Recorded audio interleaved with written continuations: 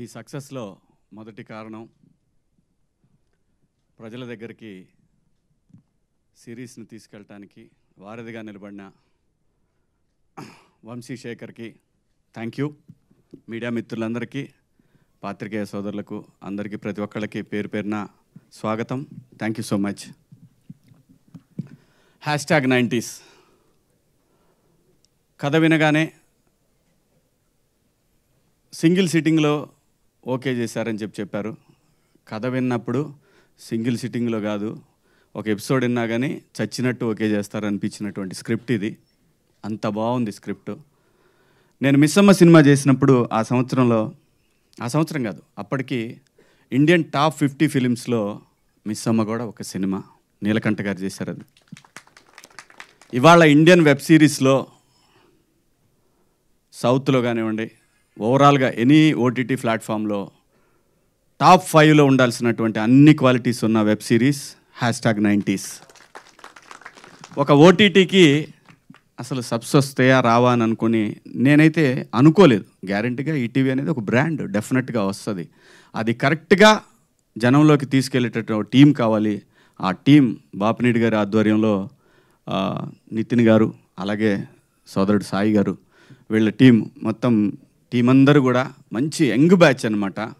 డెఫినెట్గా వీళ్ళ వల్ల వాళ్ళు 24 అవర్స్ ఎప్పుడు చేసినా సరే, ఇప్పుడు మనకు నిద్రపట్టబోయి ఎప్పుడైనా ఒక చిన్న టెక్స్ట్ చేయండి, ఇది ఇక్కడ పలానా చోట మనం ఇది పోస్ట్ చేయాలని అంటే ఆ మహా అనే అమ్మాయి వెంటనే తగులుకుంటుంది, మొత్తం అన్ని పేజీలని రెడీ చేస్తుంది. సో ఇలాగ ప్రతి ఒక్కళ్ళు కూడా ఇది వెబ్ సిరీస్కి అంత బ్రహ్మాండంగా పనిచేశారు. అది బేసిక్గా ఈటీవీ నుంచి ఉన్నటువంటి విషయం. ఈటీవీ విన్ అనేది ఒక సిరీస్తో 5 లక్షల సబ్స్ అసలు నిజంగా సాధ్యమేనా చెప్పండి మీరు? ఎంత పెద్ద పెద్ద స్టార్స్ చేసిన దానికి కూడా 70-80 వేలు రాలేదు అంటే, అలాగని ఇందులో పనిచేసిన స్టార్స్ ఎవరు కూడా స్టార్స్ కాదు. Main reason Aditya writings. ఆ రైటింగ్ లేకపోతే మేమెవరం ఏం చేసినా కూడా, చాలా సినిమాలు చేస్తాం, కొన్ని సినిమాలు ఫెయిల్ అవుతాయి, కొన్ని ఇదవుతాయి. దానికి ముఖ్యమైన కారణం ఆదిత్య. అంత అద్భుతంగా తన జీవితాన్ని స్క్రీన్ మీద చూసుకున్నాడు, మాలో చూపించాడు. Thank you Aditya, thank you so much. ఇది ఒక నా కెరీర్లో ఒక మెమరబుల్ ఫిలిం ఇది. అన్నట్టు మీకు ఈ ఫిలిం తొందరలోనే ఫిలింగా కూడా వచ్చి తీరుతుంది. ఎందుకంటే దేది కూడా మనం అనుకుంటే అవ్వదు. జనానికి స్క్రిప్ట్ నచ్చినప్పుడు ఖచ్చితంగా వీళ్ళకే ఒక ఆలోచన వస్తుందని తెలుసు నాకు.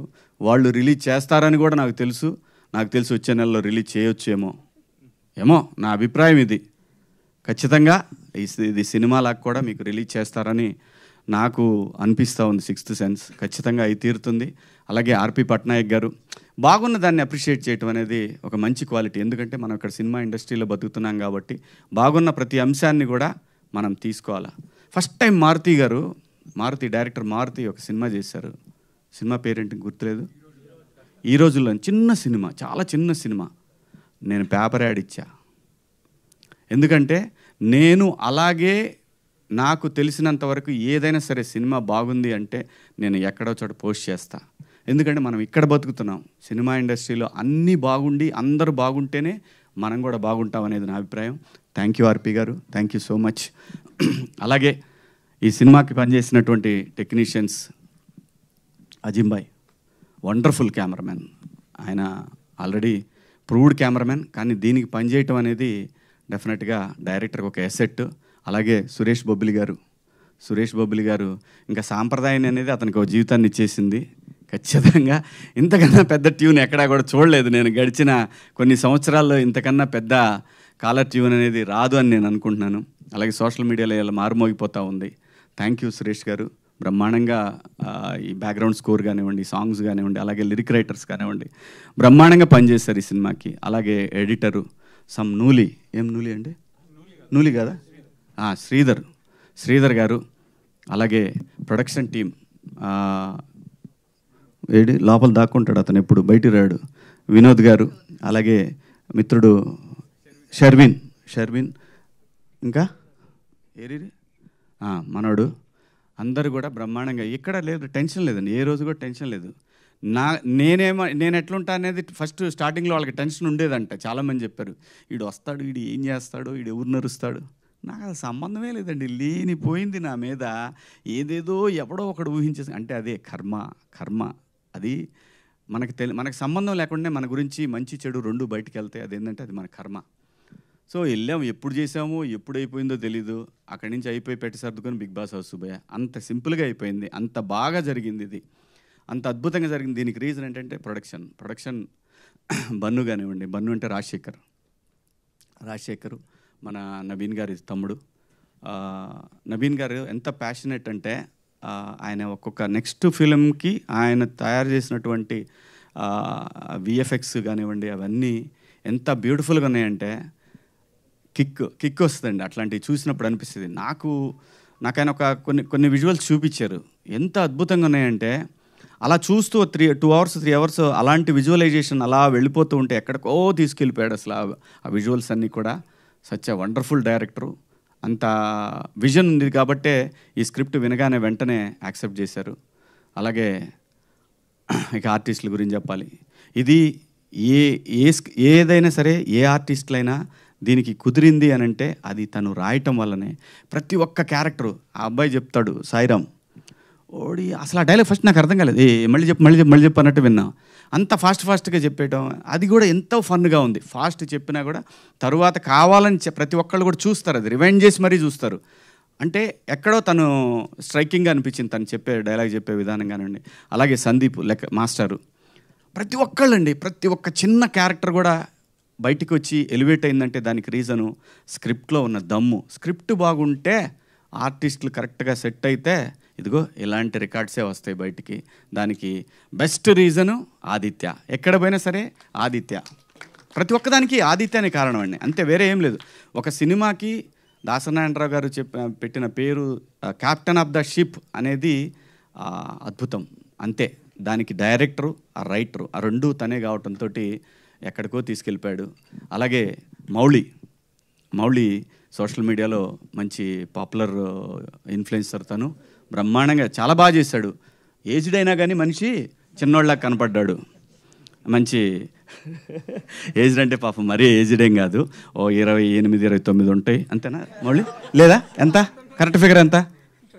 ఆధార్ కార్డ్ మీద ఓకే, ఆధార్ కార్డ్ మీద 22 అంటే 24 వేసుకోవచ్చు కన్ఫామ్గా. ఎందుకంటే ఇండియన్ సైకాలజీ, ఎందుకంటే ఉన్నదానికంటే 2-3 తక్కువ చెప్పాలి, లేకపోతే బాగోదు. నాకు 47 అని చెప్తా ఎవరిని అడిగితే. ఆధార్ కార్డు చూస్తే మారిద్ది మళ్ళీ, అది వేరే విషయం చెప్పుకోవడానికి. కానీ కనపడటానికి 25 లానే ఉన్నా కదా, యాక్సెప్టెడ్? Okay, thank you. ఎందుకంటే లేకపోతే మళ్ళీ అన్ని నాన్న క్యారెక్టర్లు, తాత క్యారెక్టర్లు పెడతారు, అదో టెన్షన్ మొదలైంది. ఇప్పుడు 3 పిల్లలు ఎద్దులాలు ఉన్నారు, ఆ ఎద్దుకు నేను ఒక ఎద్దులాగా కనపడతా దాంట్లో. సో అంటే మేమిద్దరం మా డైరెక్ట్ వెళ్ళిపోయాడు, ఇతను మళ్ళీ బాత్రూమ్కి వెళ్ళాడు. అతని సక్సెస్కి పడిపోతున్నాయి, అర్థం కావట్లేదు ఏం చేయాలో దాని తర్వాత. సో మేమిద్దరం అనుకొని కదలే, తను కొంచెం లావుగా ఉంటే బాగుంటుందని ఫీల్ అయ్యాడు. అతని ఇన్నర్ ఫీలింగ్ నాకు అర్థమయ్యి నేను కూడా గట్టిగానే ప్యారడైజు, మెహఫిల్లు, అలాగే మన జొమాటో, స్విగ్గీలు అన్నీ బాగా వర్కౌట్ చేసి మీకు కనపడటానికి ముందు వెనక అద్భుతంగా పెంచేసి క్యారెక్టర్ కావాల్సిందని చెప్పి. ఎందుకంటున్నానంటే నేను క్యారెక్టర్ కావాలనుకున్నప్పుడు చేయగలము, తెలుగు ఆర్టిస్టులు కూడా చేయగలరు. దయచేసి ఆర్టిస్ట్ అనేవాడు చెయ్యగలడు అని అనటానికి చాలా చాలా చాలా క్యారెక్టరైజేషన్లు మీకు కనిపిస్తూ ఉంటాయి. సో కొన్ని పాత్రలు అలా వచ్చినప్పుడు వాటిని వాడుకున్నప్పుడు డెఫినెట్గా ఇలాంటి బాగుంది అనే అప్రిషియేషన్ వస్తుంది. సో ఇక నా పర్సనల్ ప్రమోషన్ కోసం అయితే మంచి క్యారెక్టర్లు చెప్పండి, ఖచ్చితంగా చేస్తాను. మంచి క్యారెక్టర్లు అయితేనే చేస్తాను. ఎందుకంటే 10 ఏళ్ళు సినిమా చేయనప్పుడు సర్వైవ్ అయిన నేను ఏదో ఒక సక్సెస్ వచ్చిందని చెప్పి ఏది పడితే అది కూడా చేయాలని నాకు లేదు. నాకు చిన్న బిజినెస్ ఉంది, అదే భూమిని నమ్ముకున్నాను. ఆ భూమి తల్లి నన్ను కాపాడుతూ వచ్చింది. సో ఆ భయం లేదు. మంచి పాత్ర అయితే మళ్ళీ 2-3 రోజులు క్యారెక్టర్లు కూడా దయచేసి చేయను.